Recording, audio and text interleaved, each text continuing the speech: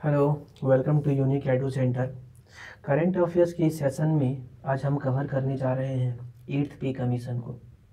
Recently minister of information and broadcasting Ashwin ji के द्वारा announcement किया गया कि हमारे कैबिनेट के द्वारा रिसेंटली 8th पे कमीशन के सेटअप का अप्रूवल दिया जा चुका है। इस वीडियो में हम कंप्लीट डिस्कस करेंगे ये पे कमीशन होता क्या है, किस प्रकार पे कमीशन कंट्रीब्यूट करता है सेंट्रल गवर्नमेंट एम्प्लॉय की सैलरी के इंक्रीमेंट में। इसके अलावा कुछ इम्पॉर्टेंट टर्म्स को भी डिस्कस करेंगे जो जानना बेहद ज़रूरी है। जैसे कि यदि आप कोई भी गवर्नमेंट एम्प्लॉय के सैलरी स्लिप को देखते हो तो आपको पता होना चाहिए बेसिक पे क्या होता है, आपको पता होना चाहिए उसके साथ डीए, आपका टीए, आपका एचआरए, ये सब क्या होता है और उसका असेसमेंट भी कैसे होता है, उसका निर्धारण कैसे होता है बेसिक पे से। इसके साथ साथ आप कुछ टर्म सुनते होंगे सैलरी से रिलेटेड, ग्रेड पे क्या होता है, पे बैंड क्या होता है, लेवल क्या होता है, ये सारी चीज़ों को डिस्कस करने जा रहे हैं। अगर ये सारे टर्म्स को आप डिस्टिंग्विश नहीं कर पाते हो तो ये वीडियो आपके लिए काफ़ी इंपॉर्टेंट होने वाला है। इसके बाद आप कोई भी गवर्नमेंट एम्प्लॉय की सैलरी स्लिप को देखोगे आपको पूरा अंडरस्टैंडिंग हो जाएगा कि कौन चीज़ क्या है, और एक ग्रेड पे इसको सुनकर आप उसके सैलरी को एस्टिमेट कर सकते हो। चलिए स्टार्ट करते हैं। सबसे पहले कि ये पे कमीशन क्या होता है, छोटा टॉपिक है। पे कमीशन, पे कमीशन गवर्नमेंट के द्वारा इस्टेब्लिश किया हुआ एक पैनल होता है जो सेंट्रल गवर्नमेंट एम्प्लॉय के सैलरी या फिर वेज फ्रेमवर्क को असेसमेंट करती है, निर्धारण करती है कि इंक्रीमेंट करना है तो कितना करना है। ये होता है, एक पैनल होता है जो गवर्नमेंट के द्वारा इस्टेब्लिश किया जाता है। पे कमीशन ऐसा नहीं है ये कोई न्यू बॉडी है। हमारे देश के आज़ादी के बाद 1947 में ही पहला पे कमीशन, फर्स्ट पे कमीशन का सेटअप हो चुका था, और जो लास्ट पे कमीशन है आपका वो 2016 में सेटअप हुआ, जो कि 7th पे कमीशन है, 7th पे कमीशन। इसके बाद जो हमारा 8th पे कमीशन है, ये इसका इम्प्लीमेंटेशन होना है 2026 से। अब देखो तो 10 ईयर का गैप यहाँ पे देखने को आपको मिलेगा, 10 ईयर का गैप। ऐसा नहीं है कि कहीं मेंशन्ड है कि ये 10 ईयर का गैप हो, बट ऐसा कन्वेंशन चलते आ रहा है। तो इसके अनुसार 2026 में इम्प्लीमेंटेशन होना है 8th पे कमीशन का, ऐसा आप कह सकते हो। चलिए, पे कमीशन से संबंधित कुछ टर्म्स जो बहुत इंपॉर्टेंट है, जैसे कि एक टर्म है आपको मैं बता देता हूँ, फिटमेंट फैक्टर। ये आपको जानना है कि ये क्या चीज़ होता है फिटमेंट फैक्टर। फिटमेंट फैक्टर एक मल्टीप्लायर होता है, एक मल्टीप्लायर होता है, और इसी के आधार पे जो सैलरीड एम्प्लॉय होते हैं, चाहे वो सैलरी का बात करो, इवन पेंशन का भी आप बात कर लो, सैलरी और पेंशन, इसका असेसमेंट किया जाता है, निर्धारण किया जाता है।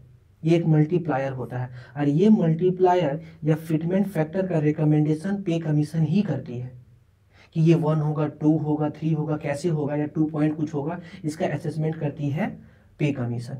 एक एग्जांपल से मैं आपको बताता हूँ यहाँ पे, जैसे कि ये है 6th पे कमीशन जो 2006 में आया, ये है आपका 7th पे कमीशन जो 2016 में आया।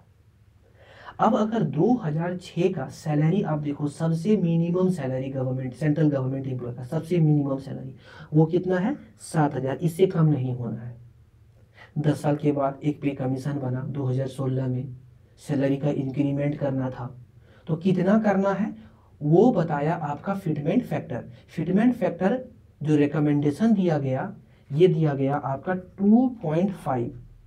इसका मतलब है कि जो बेसिक सैलरी था, बेसिक पे था, बेसिक पे को इनटू करना है आपको वही फिटमेंट फैक्टर से, और ये जो रिसेंटली आपका ये 7th पे का मिनिमम पे बन गया।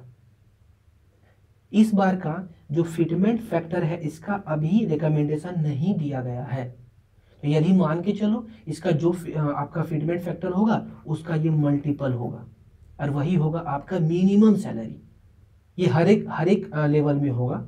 जैसे कि मैक्सिमम अगर 2.5 लाख है तो उसमें 2.5 अगर आपका फिटमेंट फैक्टर आ जाता है तो उतना इंटू होगा, वो आपका न्यू सैलरी होगा, बेसिक पे होगा, सॉरी, ये आपको याद रखना है। तो इतना आप याद कर सकते हो कि जो प्रीवियस पे कमीशन का है, जो पहले का पे कमीशन है, उसका सैलरी बेसिक पे इंटू जो आपका फिटमेंट फैक्टर है, वो आपका न्यू आपका जो पे कमीशन है उसका बेसिक पे बनेगा। कई सारे मीडिया रिपोर्ट्स के अनुसार जो आपका 8th पे कमीशन होने वाला है, पे कमीशन, इसका जो फिटमेंट फैक्टर होगा वो 2.57 से लेके 2.8 के बीच में होना चाहिए। अगर ऐसा होता है तो आप जो मिनिमम जो आपका सेंट्रल गवर्नमेंट एम्प्लॉय का जो मिनिमम सैलरी है वो अगर 18,000 है, तो ये 18,000 बढ़कर आपका नियरली, इस गैप में आप जो इंटू करोगे 40 से 51 या 50 के आसपास ये इंक्रीमेंट होकर हो जाएगा। ये चीज यहाँ पे हम लोगों ने देखा कि फिटमेंट फैक्टर क्या होता है, इस तरीके से रिकमेंडेशन अगर ऐसा होता है तो ये होता है, इतना सारा चीज। तो पे कमीशन ये चीज होता है। इसके अलावा हम लोगों का कुछ चीज देखना है। अच्छा, एक और चीज यहाँ आप देखोगे करंट अफेयर्स में कि रिसेंटली जो प्राइम मिनिस्टर के द्वारा अनाउंसमेंट किया गया, इसमें कहा गया कि ये जो 8th पे कमीशन होगा ये क्वालिटी ऑफ लाइफ को हमारा इंक्रीज करेगा। तो ये क्या चीज है, जैसे कि मैं आपको बताता हूं, तो अगर 8th पे कमीशन आया, 8th पे कमीशन तो सैलरी का इंक्रीमेंट होगा। और सैलरी जब इंक्रीमेंट होगा तो लोगों के पास पैसा ज़्यादा जाएगा, इनकम ज़्यादा होगा, और इनकम ज़्यादा होगा तो लोग स्पेंड भी ज़्यादा करेंगे, और स्पेंड ज़्यादा करेंगे इसका मतलब कंजम्पशन ज़्यादा होगा, और कंजम्पशन ज़्यादा होगा तो खुद इकोनॉमिक ग्रोथ ज़्यादा होगा, और इकोनॉमिक ग्रोथ ज़्यादा होगा तो लोगों का क्वालिटी ऑफ लाइफ तो ऐसे भी इंक्रीज होगा। ये कहने का मतलब है। हालांकि और ये फर्दर जीडीपी भी इंक्रीज होगा। अभी अगर आप प्रीवियस 4 क्वार्टर का जीडीपी ग्रोथ रेट देखो तो कंटिन्यू डिक्लाइन होता हुआ दिखेगा आपको, और ऊपर से अगर 8th पे कमीशन लाया जाए तो गवर्नमेंट का एक्सपेंडिचर भी बढ़ता है। जैसे कि 7th पे कमीशन लाया गया तो हर साल आपका 1 लाख करोड़ रुपया एनुअली जो एक्सपेंडिचर है वो बढ़ा। लेकिन लॉन्ग टर्म में जब कंजम्पशन बढ़ेगा, इकोनॉमिक ग्रोथ होगा, तो खुद जीडीपी का भी इंक्रीमेंट या इंक्रीज होगा। ये चीज़ है। तो हम लोगों ने जाना कि पे कमीशन क्या होता है, फिटमेंट फैक्टर क्या होता है, और कैसे ये इंक्रीज होगा, ये चीज़ है। चलिए, इसके बाद हम आपको कुछ चीज़ बताते हैं, ये आपको जानना है। जैसे कि ये एक स्लिप है, सैलरी स्लिप है।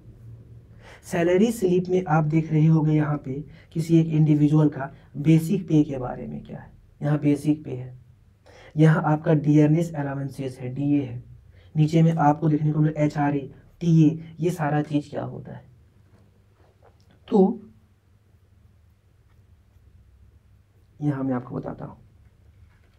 इसके लिए आपको किसी एक पे कमीशन का पूरा पे मैट्रिक्स को समझना पड़ेगा। इस प्रकार का ये पे मैट्रिक्स होता है जो अभी 8th पे कमीशन आएगा फिर से ये तैयार करके देगी। तो अगर आप बेसिक पे का बात करो, ये इंपॉर्टेंट होने वाला है। यहाँ से मैं आपको कवर करूँगा कि बेसिक पे क्या होता है, या ग्रेड पे क्या होता है, या लेवल क्या होता है, या आपका पे बैंड क्या होता है। ये सारी चीज़ों को हम कवर करने जा रहे हैं। बेसिक पे किसी एम्प्लॉय का बेसिक सैलरी होता है जो दिया जाता है फॉर रेंडरिंग दिस सर्विस, जो सर्विस वो प्रदान करता है उसके लिए दिया जाता है बेसिक पे। इसका एक चीज का योगदान होता है। ये बेसिक पे इसलिए है क्योंकि इसके मदद से अन्य चीजों का निर्धारण होता है। नहीं तो आप पूरी तरीके से सैलरी भी तो दे सकते हो। तो बेसिक पे इसीलिए है क्योंकि उसके आधार पे निर्धारण होता है डीए का, डियरनेस अलावेंसेस का, या डियरनेस रिलीफ का। जो रिटायर्ड पर्सन होते हैं उसको डीआर होता है। जैसे कि यहाँ पे मैं सैलरी स्लिप से आपको समझा दूँ, कहाँ पे है ये रहा। जैसे कि अगर बेसिक पे इस इंडिविजुअल का मान लीजिए 50,500 है, अब इसका डीए क्या होगा, मतलब महंगाई भत्ता, महंगाई के साथ साथ जो आपका सैलरी में इंक्रीमेंट होता है, सैलरी में इंक्रीमेंट होता है उसको डीए कहते हैं, या इन्फ्लेशन एडजस्ट, जो एडजस्टेड होता है ये महंगाई के साथ, ये आपका हर 6 महीना में इंक्रीमेंट देखने को आपको मिलेगा। जैसे कि रिसेंटली अगर पिछला अगर जुलाई 2024 का बात करो तो इंक्रीमेंट होकर ये आपका बेसिक पे का 54% या 53 कुछ है, तो 54% है। मतलब जितना बेसिक सैलरी है उसका 54% जो होगा वो उसका डीए होगा। ये आपका 2022 का है तो ये बहुत कम होगा, नियरली 34% के आसपास का है। लेकिन अभी रिसेंट का आप बात करो तो टोटल बेसिक पे का 54% जो है आपका डीए है। इस प्रकार आपका house rental allowances, HRA, house rent allowances, जो आपको घर मिलता है, क्वार्टर मिलता है, उसको भी आपको पेमेंट देना पड़ता है। अब ये कैसे डिसाइड होता है, ये डिपेंड करता है आपको सिटी के अनुसार, X city, Y city, Z city के अनुसार। जैसे अगर एक्स सिटी है तो आपका बेसिक पे का 24% लगता है, एक्स सिटी है तो आपका 24% HRA। अगर आपका वाई सिटी है, जैसे मेट्रो सिटी सब इसमें आ गया, अगर वाई सिटी है तो आपका 16%, और जेड सिटी है तो 8, 16, 24, ऐसे आप याद कर सकते हो, 8% होता है। तो बेसिक पे इसीलिए होता है ताकि अन्य चीज़ों का डिटर्मिनेशन आप डिटरमाइन आप कर सको, ये है बेसिक पे। अब यदि हम ग्रेड पे का बात करें, ग्रेड पे का बात करें तो ये ग्रेड पे क्या होता है, ग्रेड पे मतलब वेतन हो गया, ग्रेड मतलब स्तर हो गया। अगर कोई भी डेजिग्नेशन अर्थात स्तर के आधार पे अगर आपको सैलरी प्रदान कर किया जाता है तो वो ग्रेड पे होता है। जैसे कि यदि आप पे मैट्रिक्स को देखो, ये आपका ग्रेड पे है। आपको एक चीज़ पता होना चाहिए इससे पहले कि ये लेवल क्या होता है। हमारे देश में सर डेजिग्नेशन मतलब पद, डेजिग्नेशन और दो चीज़ है, सीनियोरिटी भी, सीनियोरिटी के आधार पर। तो डेजिग्नेशन और सीनियोरिटी के आधार पे जितने भी जॉब है, सेंट्रल गवर्नमेंट एम्प्लॉय है या एम्प्लॉय ये आपका जॉब है, उसको कैटेगराइज किया जाता है 18 लेवल पे, लेवल 1, लेवल 2, लेवल 3 करते 18 लेवल पे किया जाता है। लेवल 1 सबसे छोटा हो गया, जैसे कि आप छोटा मतलब सैलरी के बेसिस पे छोटा हो गया, आपका जैसे प्यून हो गया, आपका क्लीनर हो गया, आपका स्वीपर हो गया, ये सब लेवल 1 में आता है। लेवल 18 जो है आपका वो जैसे कि सेक्रेटेरिएट लेवल का जॉब हो गया, इवन प्रेसिडेंट हो गए, वाइस प्रेसिडेंट हो गया, चीफ जस्टिस ऑफ इंडिया हो गया, ये सब का सैलरी लेवल 18 में आता है। ये लेवल हो गया। तो आपको बस याद रखना है कि लेवल जो है आपका वो सीनियोरिटी और आपका डेजिग्नेशन के आधार पे दिया जाता है। जैसे कि अगर आप कैबिनेट सेक्रेटेरिएट हो तो लेवल 18 का आप जॉब करते हो। तो इस प्रकार से होता है यहाँ पे। तो यहाँ पे आप देखो ये पे मैट्रिक्स है जो फिर से 2026 में आपको डिक्लेयर किया जाएगा पे कमीशन के द्वारा सेटअप होने के बाद। तो यहाँ पे आप लेवल शुरुआत करो 1, 2, 3 करते करते यहाँ पे देखो आप 18 तक दिया हुआ है। अब यहाँ पे समझो, तो लेवल के अनुसार ग्रेड पे आपका जो स्तर होगा उसी अनुसार होगा। जैसे कि आप लेवल 1 में हो, लेवल 1 में आप डेजिग्नेटेड हो तो आपका ग्रेड पे होगा 1800। और इस तरीके से ग्रेड पे स्टार्ट होता है आपका, और ये ग्रेड पे चलता है आपको पूरा यहाँ से स्टार्ट होके ये 10,000 तक। 15, 16, 17, 18 ये जो 4 लेवल है इसमें किसी प्रकार का कोई ग्रेड पे नहीं होता है, सीधा जो सैलरी है आपको वही मिलेगा, इसमें ग्रेड पे नहीं होता है। मैं आपको एक टर्म बताता हूँ उसी से आप समझ में आ जाएगा आपको। जैसे कि बेसिक सैलरी का, बेसिक पे का असेसमेंट कैसे होता है, बेसिक पे आपका कैसे बनता है। तो बेसिक पे के लिए आपको कुछ चीज़ आपको समझना पड़ेगा। सबसे पहले कि ग्रेड पे क्या होता है। ग्रेड पे क्या हो गया, आप समझ गए, स्तर, मतलब आपका जो डेजिग्नेशन है उसके अनुसार आपको एक ग्रेड पे दिया जाता है। उसके बाद एक बहुत इंपॉर्टेंट चीज़ है पे बैंड। पे बैंड क्या होता है मैं आपको बताता हूँ। जैसे कि आप कहीं पे आप लेवल 1 पे जॉब किए, आप स्टार्टिंग से जॉब करना, पहला ईयर आप जॉब कर रहे हो, फिर आपका दूसरा ईयर, तीसरा ईयर हुआ, आपका धीरे धीरे जैसे आप सीनियरिटी बेसिस पे बढ़ता है आपका पेमेंट भी इंक्रीमेंट होता है, या अगर लेवल आपका बढ़ा तो फिर इंक्रीमेंट होता है। तो एग्जाम्पल, यदि एक इंडिविजुअल अगर एक्स है, एक आदमी है, अगर ये लेवल 1 पे काम करता है, अगर ये लेवल 1 पे है, समझिएगा लेवल 1 में है, और ये अभी ज्वाइन किया ही है जॉब को लेवल 1 में, तो इसका जो ग्रेड पे होगा आपका 1800 होगा। लेवल 1 का तो 1800 ही होगा, लेकिन इसका पे बैंड जो होगा अभी, पे बैंड लेवल 1 से लेके लेवल 5 तक आपको, एक मिनट, आपको ये याद रखना है कि लेवल 1 से लेकर लेवल 5 तक, एक याद कर लो आप, बाकी आपको समझदारी, आपको ये पूरा टेबल याद करने का जरूरत नहीं है, आप बस समझ लो कि इसको कैसे रीड करना है। तो लेवल 1 से लेवल 5 तक जो होता है वो पे बैंड कितना होता है, 5200 से 20,200 तक होता है। तो यदि आप अभी ज्वाइन किए हो तो आपका पे बैंड मान लेते हैं 5200 से शुरू होता है, ये पे बैंड है। तो आपका ग्रेड पे पता चल गया, आपका पे बैंड पता चल गया। अब आपका जो बेसिक पे, मैंने यहाँ पे बताया कि बेसिक पे क्या होगा, इसके आधार पे आपका बेसिक पे क्या होगा, एकदम ध्यान से समझिएगा पूरा कहानी। बेसिक पे जो होगा आपका ग्रेड पे प्लस आपका पे बैंड, ये आपका बेसिक पे बन जाता है। तो बेसिक पे, ग्रेड पे प्लस पे बैंड, यदि आप अभी स्टार्ट किए हो तो जैसे इसका 1800 है प्लस 5200 मतलब 7000, 7000 इस एक्स का बेसिक पे होगा, मतलब जॉब करते ही इसका ये बेसिक पे होगा। और इसी बेसिक पे के आधार पे आपका अलग अलग चीज बनेगा। जैसे कि 7000 है, 7000 का 54% आपका डीए इसको मिलेगा, इसका फिर टीए मिलेगा इसको, अगर है उसका उस जॉब में अगर है तो, अगर फिर एचआरए मिलेगा, और ये सारे चीज़ों को जो मिलेगा वो टोटल यहाँ पे होगा, ये एडिशन हुआ, ये क्या हुआ, एडिशन हुआ। और बाकी आपका जो डिडक्शन होता है, कटता है, जैसे कि इनकम टैक्स कट गया, यदि आप एनपीएस में हो, नेशनल आपका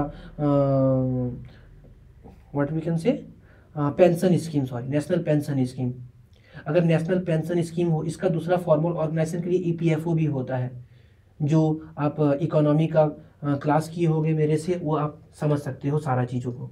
ईपीएफओ क्या होता है, ईपीएफओ में क्या प्रकार होता है, एनपीएस क्या होता है, ये सारे चीज़ों को। जैसे रिसेंट अगर एनपीएस देखो आप, तो पूरा बेसिक पे का 10% होगा, ये सारी चीज़ का डिडक्शन आपका होगा, आपसे 10% लिया जाएगा।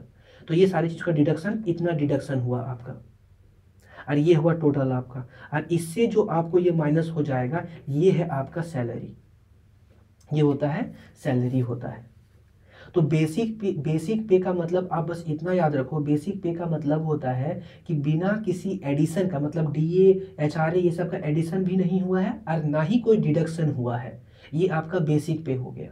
और बेसिक पे के आधार पे ही अन्य चीज़ों का आपका निर्धारण होता है। और बेसिक पे का खुद निर्धारण कैसे होता है, ग्रेड पे और आपका पे बैंड के अनुसार। ग्रेड पे क्या होता है, इस तरह जो भी आपको जॉब मिलता है, अब उसके अनुसार आपका ग्रेड पे शुरुआत होता है 1800 से लेके शुरू होता है 10,000 तक। ग्रेड पे किसके लिए नहीं होता है, 15, 16, 17, 18 के लिए नहीं होता है, समझिएगा। ये चीज़ हो गया आपका, क्योंकि उसका मैक्सिमम आपका 2,50,000 वो आपका कैबिनेट सेक्रेटेरिएट लेवल का आपका वो सैलरी होता है। एक और चीज़ है, आप इसको याद रख सकते हो एनपीएस के बारे में, ये एमसीक्यू एक एग्ज़ाम में पूछा गया था, तो मुझे याद आया तो मैं आपको बता देता हूँ कि एनपीएस जो है, अगर मैंने 10% बताया तो ये सिर्फ और सिर्फ बेसिक पे का नहीं होता है, बेसिक पे प्लस डीए ये दोनों को मिला के जो होता है उसका 10% जो होता है वो एनपीएस में आपका कटता है। ठीक है, इतना सारा चीज़ हम लोग देखे, सारे सैलरी से संबंधित टर्म्स को, क्या होता है बेसिक पे, क्या होता है ग्रेड पे, क्या होता है पे बैंड, क्या होता है लेवल। ठीक, आप इसको थोड़ा और समझदारी के लिए आपके संबंधी, आपके रिलेटिव में कोई भी कोई जॉब में हो, सेंट्रल जॉब में, तो आप उससे ग्रेड पे पूछो, आप उससे लेवल पूछो, आप उसका सैलरी पूछो, आप उसका सारा चीज़ पेमेंट, आपका जो पे स्लिप है आप उसको देखो और एक बार एनालाइज करो, आप सारी चीज़ों को समझ लोगे। तो एट्थ पे कमीशन का सबको, जो सेंट्रल गवर्नमेंट जॉब में डेजिग्नेटेड है उसको इंतज़ार है 2026 में। ये जैसे ही इम्प्लीमेंट होगा तो ये आपको देखने को मिलेगा। मिनिमम वाला जो आपका 18,000 है उसका जितना भी आपका फिटमेंट फैक्टर होगा उससे मल्टीपल हो जाएगा, और मैक्सिमम 2.5 लाख का उसका भी मल्टीपल हो जाएगा। चलिए, आशा करते हैं आपको पूरा अंडरस्टैंडिंग हुआ होगा इस चीज़, ये सारे टॉपिक्स को लेके। यदि आपको इतना सारा चीज़ समझ में आता है तो आप सपोर्ट कर सकते हो सब्सक्राइब करके चैनल को। चलिए, थैंक यू।